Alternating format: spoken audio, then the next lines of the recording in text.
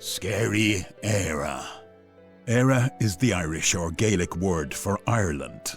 Paranormal means all the things that are impossible to explain by known natural forces or by science. And Ireland is steeped in lore, ghosts, blood, sweat, tears, sacrifice, hunger, desperation, and charm. Oh, and the paranormal. Welcome to Scary EIRE. Mark Manning. Come on in, the water's warm, and welcome to Scary We're going to County Fermanagh on the north of Ireland, so we are. We're going to talk paranormally type stuff and even a bit of enlightenment on today's Scary EIRE. Oh, so that's what it sounds like backwards. Remember, I cannot have a show without your participation. Email any observations you have or experiences you have had to paranormalireland@protonmail.com. Paranormalireland@protonmail.com. Please just like and subscribe on whatever platform you're on now. Like and subscribe. My thanks, of course, as always, goes to Paranormal UK Radio for hosting me and my blessed show. And if you stick around, this is going to be a pretty blessed show. More anon. Like my bit of Latin? Please yourself. We had this guest on and he was amazing. Guy called Kieran Fanning. He'd just written a book, which is still available, called Haunted Ireland. And he allows us to draw liberally from it, which we're about to do, courtesy of David McGlynn, a.k.a. the Squire. We're going to hear the story of the Cooneen ghost house and the poltergeist goings-on within. So settle down, take the weight off your face. The Cooneen ghost house is believed to be the only house in Ireland in which an exorcism was carried out. By the way, stick around because later in the show we'll be talking to a Catholic priest of 40 years about exorcism and other blessed things. But first, I dare you to listen to what follows with the lights off. And if you're brave, make sure you've got a clean pair of underpants, panties, whatever, sitting beside you, 'cause you're gonna be needing them. Kiddo, it's time to join the Squire, a.k.a. David McGlynn, and listen up as he relates a true story, and it is true, about the poltergeist of Cooneen House. What brought a poltergeist into the little house in the woods, nobody knows. But some people say that a man had once been killed there. The widow Bridget Murphy knew nothing of this when she moved into the house with her adult son and 6 young daughters. Although if she had done her research, she might have had second thoughts about moving in, because the building had had many owners, each of whom had only stayed a short while. Indeed, the Sherry family she had bought the house from had only stayed there one night before selling it on. For a while, the Murphy family were happy there, but the trouble started one autumn night in 1913, when the children were in bed and Bridget was nodding off by the fire. She was awoken by footsteps in the loft. Bridget knew it couldn't be any of the children, because James was asleep in one bedroom and the girls in another. Furthermore, the loft was used to store hay and could only be accessed via the stairs from outside. She lit a candle and went into the loft to investigate, but there was nobody there. She checked the bedrooms, but her children were still sleeping. She'd only just sat down by the fire again when a loud bang made her jump. One of the girls woke up screaming, and Bridget rushed in to comfort her. The banging noise, which seemed to be coming from the walls, came again and again, waking the rest of the girls and Bridget's 25-year-old son. "Make it stop," wailed Catherine, the second youngest. The noises in the walls continued all night, and only ceased with the arrival of the first rays of morning sunlight. They started again the following night, and the night after. Exhausted and terrified, Bridget sought the help of the local priest. Father Peter Smith turned up to investigate and asked if he could stay the night. While the family slept, Smith, armed with his Bible and holy water, stayed awake. In the silent darkness, he waited and waited. And then it came. A sweeping noise, like rustling straw, blew into the room, followed by taps and then loud bangs in the walls.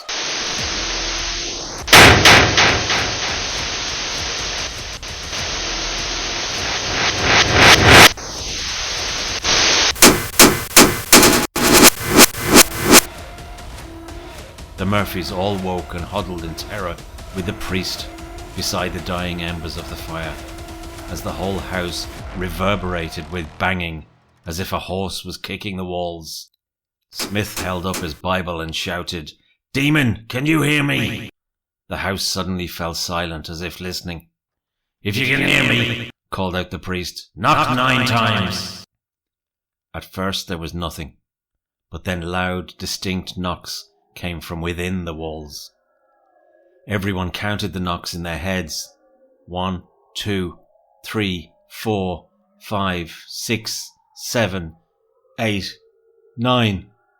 Convinced now that he was dealing with some supernatural force, Smith asked the same question in Irish and then Latin, and each time received the same reply: 9 knocks. He asked how many of the people present had been born in County Monaghan, and again received the correct answer in knocks.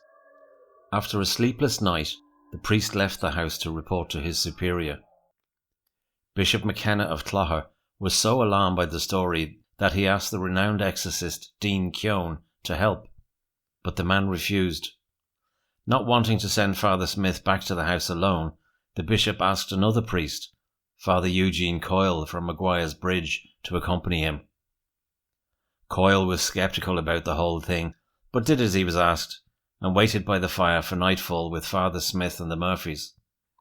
As darkness descended, the sound of snoring came from the bedroom. "Who's in there?" asked Coyle. "Nobody," said Anne, the eldest daughter. "We're all here." Coyle lit a candle and went with Father Smith into the empty bedroom, followed by the Murphys' dog. The snoring seemed to be coming from one of the beds, even though it was empty. Coyle stepped closer for a better look, and before his eyes a human shape materialized beneath the sheet. The dog scampered under one of the beds in terror. "You can talk to it," whispered Smith from behind Father Coyle. "Watch." Now Smith stepped forward and said, "Whatever this there, I would ask you, if you have the power, could you put the dog out from under the bed?" The colour drained from Coyle's face as he watched the shape squirm and rise, transforming into some sort of animal. It made a spitting noise, which sent the Murphy's collie bolting from the room. Coyle now had a question of his own. "Where do you come from?" When he got no answer, he asked, "Are you from hell?"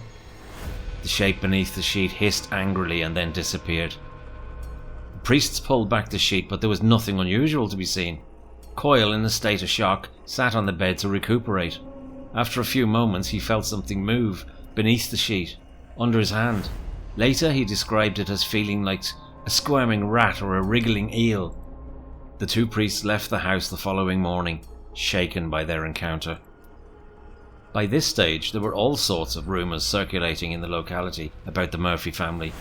People said that James Murphy was practicing the dark arts in the house and had summoned monsters, using a book he had found in the forest called The Legions of Demon.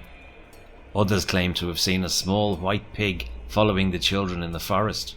They presumed the animal was a demon of some sort, because the Murphys didn't own pigs. The Murphy girls were shunned in their embroidery class. It was all very upsetting. Others accused the Murphys of playing tricks on the priests. "Do you think it's all an elaborate hoax?"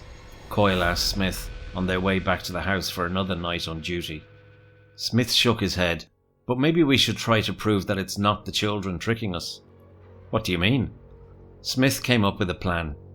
He invited some of the more suspicious neighbours around to the house and told them to hold the hands and feet of each of the Murphy children to prevent them from secretly making knocking sounds.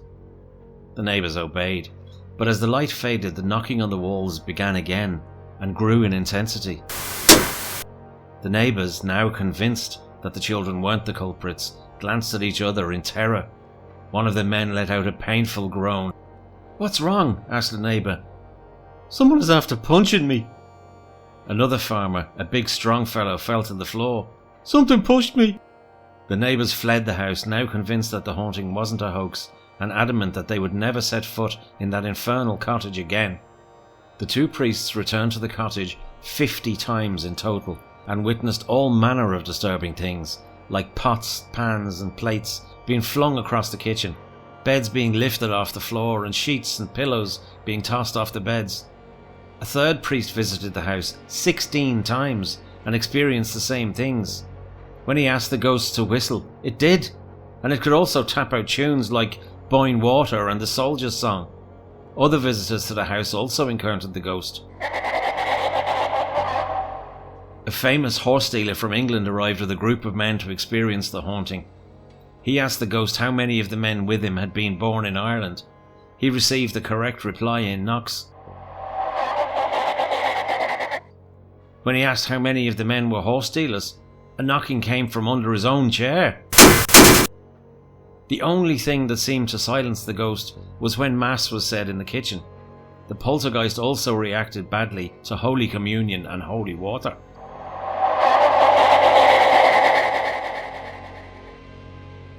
A fourth priest, Robert Hugh Benson, was asked to investigate the haunting, but mysteriously died before his planned visit. Indeed, the three priests who had spent time in the house all suffered bad after effects of the haunting. One had a nervous breakdown, another contracted spinal meningitis, and the third suffered from facial paralysis. In the end, the Murphys fled the cottage for America, boarding a ship to New York on the 31st of July 1915. Some said the poltergeist followed them, continuing to haunt them by knocking and banging on their cabin walls on the ship, to such an extent that other passengers complained to the captain. Very little is known about what happened to the Murphys after that, though it was said that one of the girls spent the rest of her life in a mental institution.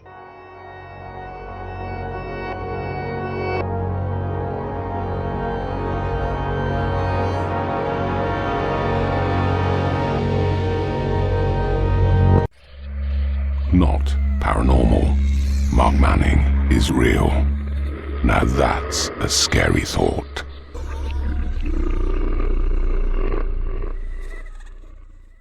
Now, dear listener, if you're lucky in life, every so often you get to talk to somebody truly extraordinary, and my next guest falls right into that category. His name is Father Michael Collins. You can read about him on fathermichaelcollins.com because, as I said, he's truly extraordinary. He is not only an ordained priest in the Catholic Church for the last 40 years, but an author of several books, as well as being accomplished in the area of studies like philosophy of Greek and Roman and archaeology. He has taught in several universities, indeed in Rome, like the American University. He tells me he's about to release a book shortly to mark the soon-to-be canonization, I think it's at the end of April, of Carlo Acutis, who was a software whiz, and he was only 15 years of age when he died in 2006. And in that short space of time, he managed to make such an impression that he will be a saint. But it's of devils and stuff we started our conversation with, namely exorcism. So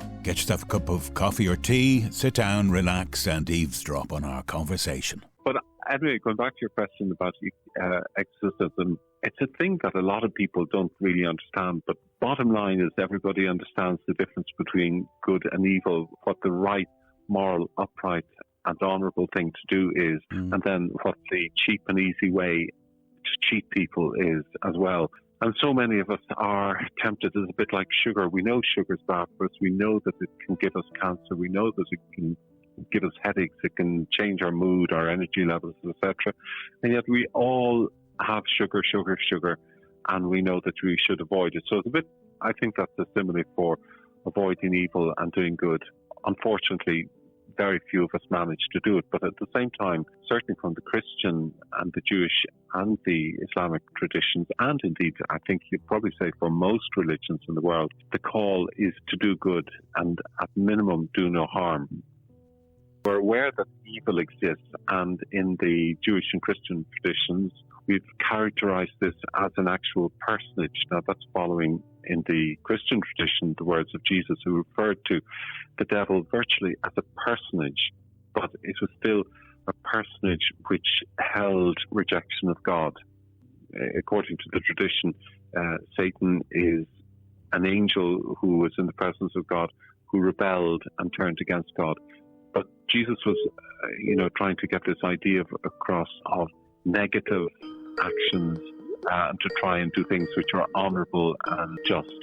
I think the problem as well, Father, is that people's idea of exorcism largely goes back to, maybe Hollywood, the Hollywood movies. How different is the real thing from what we see in films? I think it's very, very different. I mean, cinema obviously has to rely on sound, on exaggerated images. It's got to capture a lot of things within a few seconds because film is so expensive to make.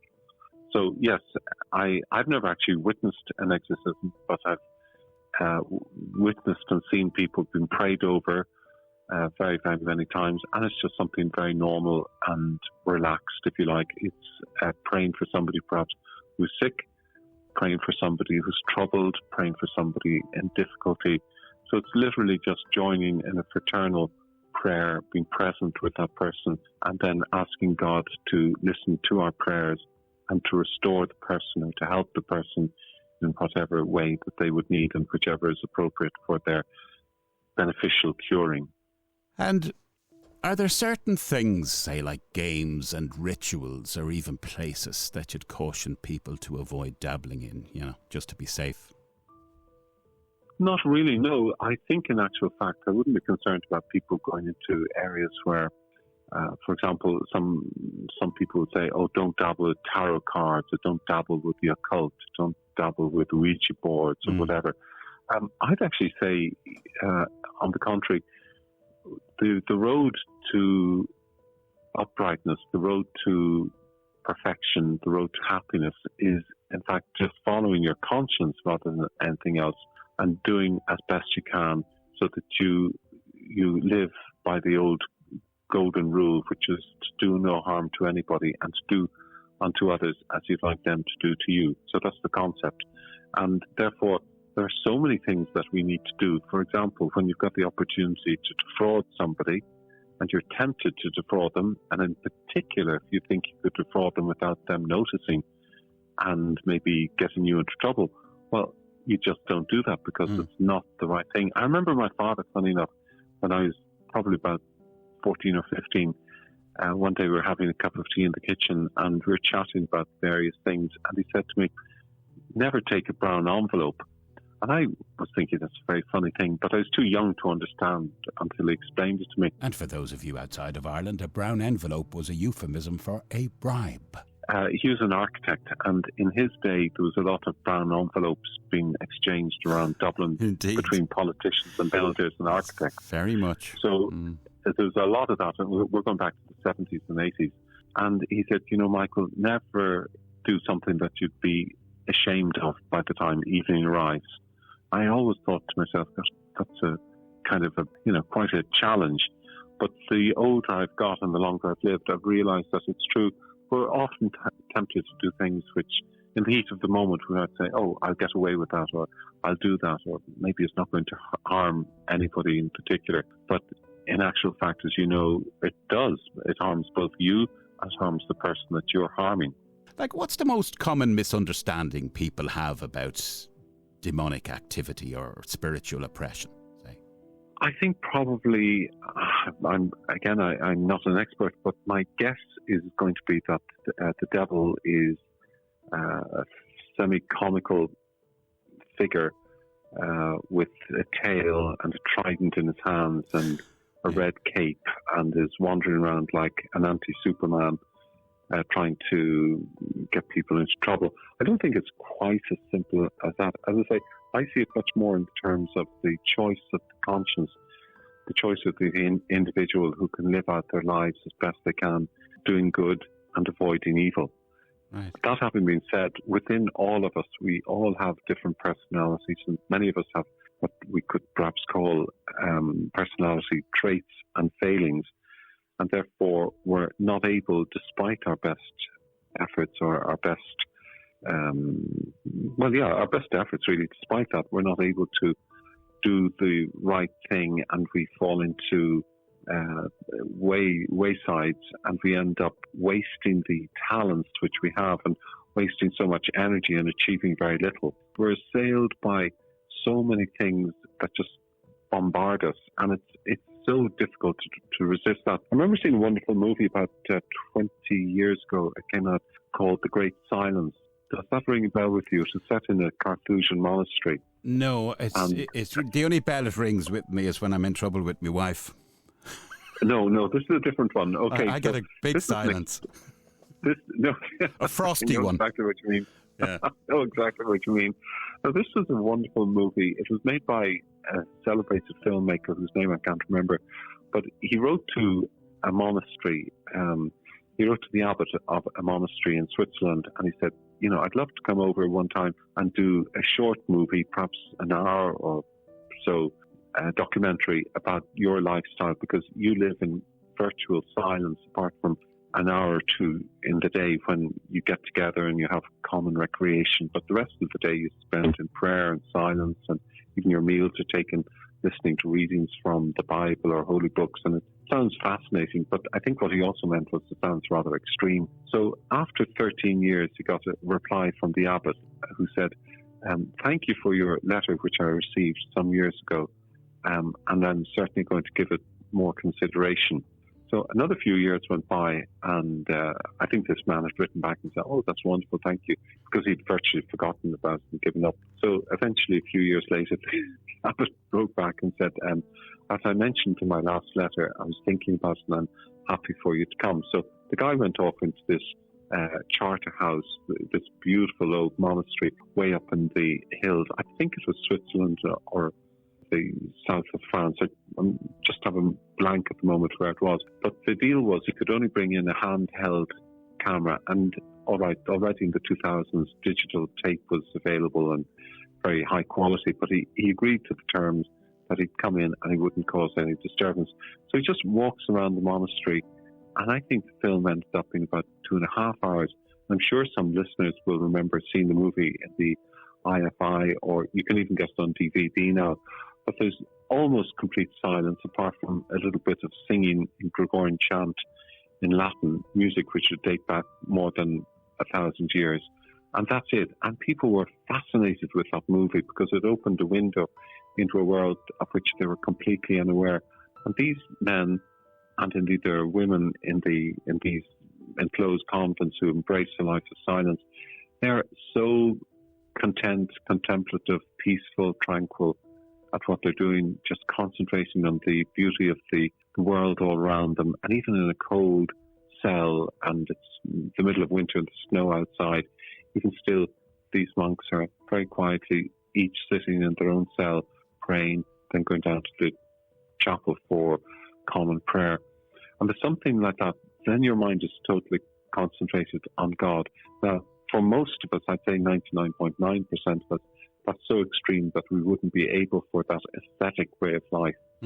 But what I think most of us need is to have a little time in our day that we can be completely silent and tune in with the divine. And just to give you an example, there are spots all over the country where this is possible. I'm sure you're aware of Glenstall Abbey in Limerick, County Limerick. Do you know, just as you were talking to me, I was saying to myself, I've got to ask him about that, because I tell you what I used to do, Father, and I still do occasionally. I get up here, I'm a voiceover guy for my living, right? And I have a studio outside the house, and I'd often come in early in the morning and I'd log into their website, because they've got a webcam, and I'd listen to the matins, is that what they're called? That's right. And it's beautiful. And I look at them and I kind of envy that simplicity and yet intensity, if that doesn't sound like a contradiction, it probably does. And the contradiction, yeah, I know exactly what you mean. It's that kind of intense concentration. Yeah, and again, it goes back to what you were saying, you know, about the devil inside, essentially, as opposed to kind of a third party. I think there's a divide itself. The negative. And Plato talks about that. You're right. Even Plato talks about the appetite to do the right thing, and then the urges, which are our appetites, which draw us off invariably to do the wrong thing. Going back to the sugar analogy, so much of our energy is taken either devouring sugar or avoiding devouring sugar, but we don't have time to do the healthy things which build up our body. But mentioning that monastery of Glenstal, one of the fundamental things of all Benedictine monasteries, indeed all religious houses, is that anybody who knocks on the door is to be welcomed. And St. Benedict, who wrote his rule or his way of living 1,500 years ago, he said in the chapter on hospitality, he said, anybody who presents themselves at the door must be welcomed as Christ himself visiting. So it doesn't matter who you are, whether you're Christian, whether you're whatever, any religion or none, you've got to be welcomed. And they always have a guest room and etc. So every monastery will have an area which is a guest house. Now, Glenstal was very lucky about 20 years ago because an American lady visited. She was Presbyterian. She didn't know much about the Catholic Church, but she happened to be in Ireland on a visit, called into Glenstal. She met some of the monks, became friendly with them. Then within maybe 2 years or so, she gave them a very large sum of money. She was very wealthy from her background in America, and she gave them a very large sum of money to build a new guest house so that they could no longer just have 3 guests in their little guest house because they'd only 3 bedrooms, and it's now about 12 bedrooms. And she herself actually converted to become a Catholic sometime after that. But the curious thing is, I've been going there for 40 years. Anytime I try to get in nowadays, it's always full. So all these places, the more the world is alluring and distracting, etc., the more people want to go away. And the monasteries offer a wonderful place of hospitality, first of all, and then you're just left to your own devices. If you want to talk to monks, maybe discuss issues or concerns or tease out elements of your faith which you're interested in, they're there to facilitate that, and you can do that either on a one-to-one basis, or you can maybe sometimes join some of the retreats which they organise. And I go on a retreat to a beautiful French monastery every year, which is absolutely beautiful. And it's in France. It's called Solesmes, and it's very famous. I mentioned Gregorian chant. It's very famous for its beautiful Latin music, most of which goes back 1,000 or 1,400 years. And it's beautiful to step into a tradition. It's like stepping into a river, and the waters are cool, but they're still flowing around you. So you feel this is a lived-in place. There's been monks here for hundreds upon hundreds of years, one generation after the other.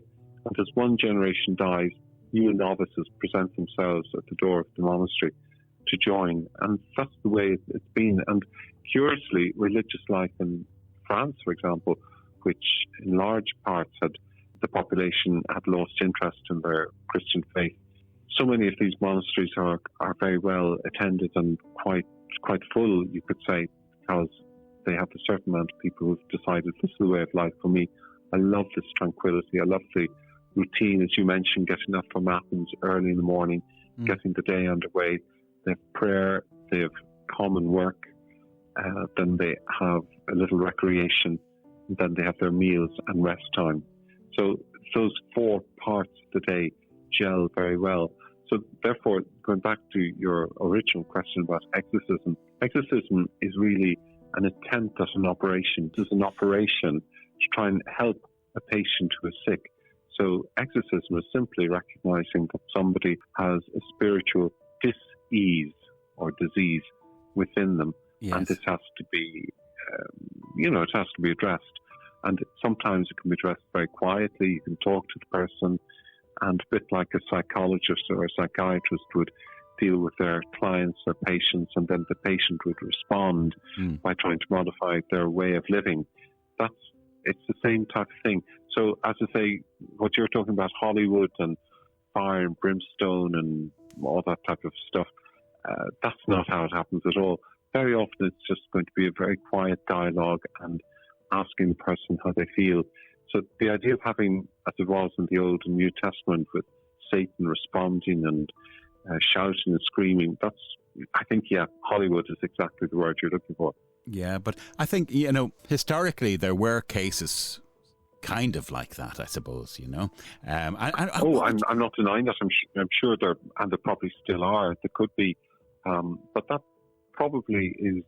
First of all, that could be the interaction that a religious would have with a person who is virtually their whole personality has been taken over by evil. And that can happen. There's absolutely no doubt about it. I mean, look at adolescence. I haven't seen it yet, but that's the talk of the town. And funny enough, I've just written a short book on a young English boy. Well, he's barely English. He's actually born in London, but at the age of 3 months, his parents brought him back to Italy, where he grew up to the age of 15. He was, by all accounts, all his family and contemporaries say he was a very good person. He went to Mass every day, prayed the rosary. He helped in Mother Teresa's missionary house in Milan, and he helped at the Capuchin soup kitchen. And yet, at the age of 15, he was struck down with leukemia and was dead 11 days later. So he's actually going to be canonized by the Pope at the end of April, on the Sunday, the 27th of April. And he is an example of somebody who was a good person, and yet also was struck down. But people respond to his goodness, and they're fascinated by the integrity of his life. And funny enough, I was on a radio program recently, and somebody was talking about sanctity and what is a saint. And a saint is, after all, just an ordinary Christian who's trying to live out an ordinary life and achieve holiness. And holiness is simply being wholly integrated in yourself, so that you're not, a Jekyll and Hyde character. So it's a kind of a journey. Christian life, of course, and all life is just a journey. So it's a journey of integration, putting aside things which distract us, which do nothing to help our personalities grow, but in fact stunt us and dissipate our energy. And then that wholeness, which allows us to concentrate and have this lovely vision of God. And this young boy, whose name was Carlo Acutis, had a lovely expression. He said, some people sit in the sun to get a tan, but if we sit before God in the tabernacle, in the Christian tabernacle, we are bathed in the light of Christ. It was a lovely image. And he also then reflected on the world, and he said, I pass the football stadiums and the cinemas, and there's queues of young people going into concerts and all these types of things, but I go into a church and it's almost empty. So what's gone wrong here? And again, this is what we're talking about. I'm not saying that the devil is out printing tickets for Ticketmaster, but it's probably true that many of us spend our money frivolously, and it's always been thus. We spend our money frivolously when we could do something really worthwhile with not just our money, but with our talents, with our time, with our energy. I'm thinking about, you say, going into a church. Isn't it amazing that I go into one up the road here in Booterstown every so often, and what is that? When most of what we understand in the world, we don't really understand. I don't understand the physics of how the world keeps together, and yet I know lots of friends who are interested in maths and physics and science, and they'd have a lot better idea than I would have. But then sometimes you can just intuit, and you don't need to know an awful lot. And funny, I was at a talk at the Oxford Literary Festival a few days ago, given by a chap called Alistair McGrath, who's quite a well-known theologian come scientist. He held a chair of religion and science in Oxford until 2 years ago, and he started off as an agnostic, then became an atheist, and then became Christian. So he's an elderly man now. I'd say he's, maybe he's not. Perhaps he's only in his very early 70s, but he's written several books, and one of the books which he's recently written is Why It's Important to Believe. And he talked about that dichotomy, that the finite mind, which we have as humans, is by definition incapable of understanding infinity. And one of the great attributes, according to Thomas Aquinas, of God is infinity, that God is beyond any measurement that we can calibrate with or understand.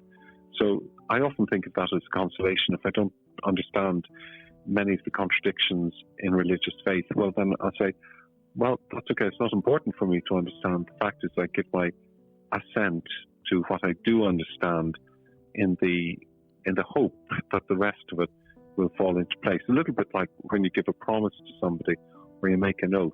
You can only do so within your own limitations. And then the rest, you hope, is going to be taken up either by the other person or the other issue that you've made the oath to or the promise to. Father, do you believe that some people are just born evil? No, I don't. Funny enough, I'm thinking back to something my mother said many years ago. She said, nobody's born to do evil in the world. You know, we're born as infants. But I think what is true is that all of us are, what the buzzword now is, neurologically diverse. So there's no such thing as the standard issue, run-of-the-mill human being. It doesn't exist. We don't exist as that perfect person.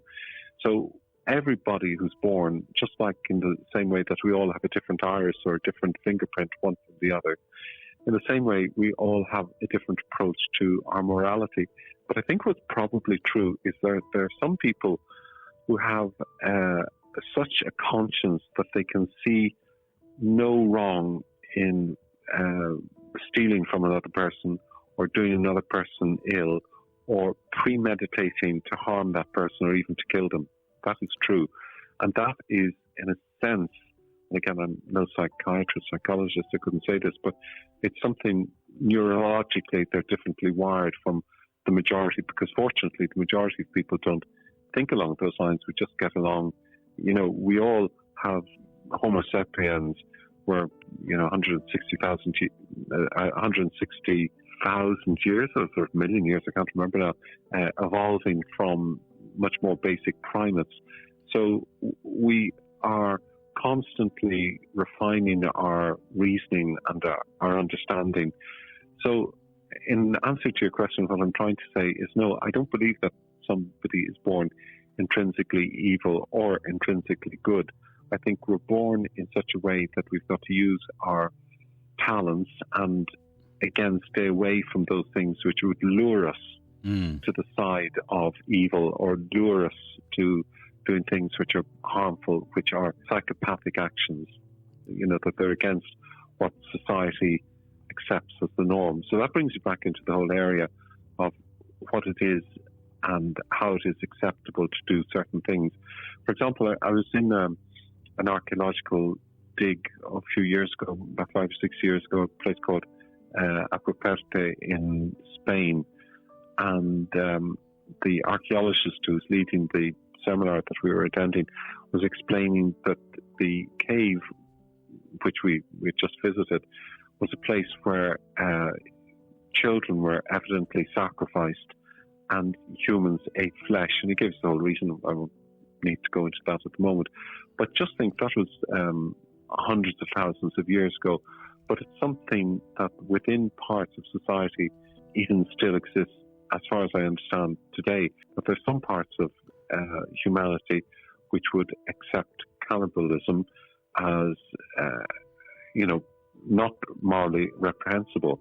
And it probably was much more so in the past, but that's kind of been pruned out of society or shaved away. If I can, while I have you, and you've been more than generous with your time. Did you see that movie Conclave? I did, yes, I did. I thought the movie was good. It probably could have been a little bit better, and the ending was pretty silly. But the movie itself was very good. But the book was better, actually. You say and we won't give away any spoilers, but you say the ending was silly. But would that be something that you wouldn't agree with, or is it not a sign of the world we're living in at the moment? No.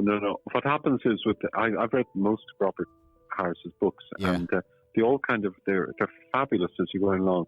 And then he runs out of interest, or he can't think of a good end to the story, and plonk, they fall down. It's a bit like let's just butcher the ending. Yeah, the dial-up modem, and then suddenly, boom, it was gone.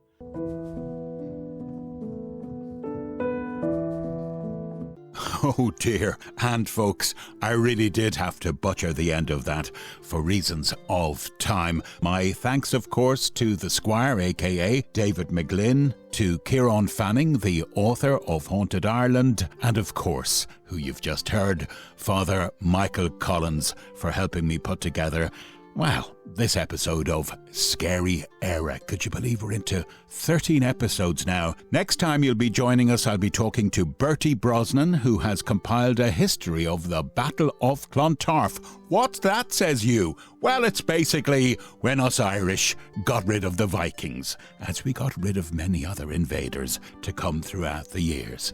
And also a battle of avian sorts. Would you believe there was an honest-to-goodness true battle of the birds in Cork in the 1600s. They actually massacred each other. Two different flocks of birds gathered over the days and then just went into battle. It's fascinating stuff. So do join me, Mark Manning, next time around on your Scary Era. Scary Era. Scary era. Goodbye. Take care, 'cause I care.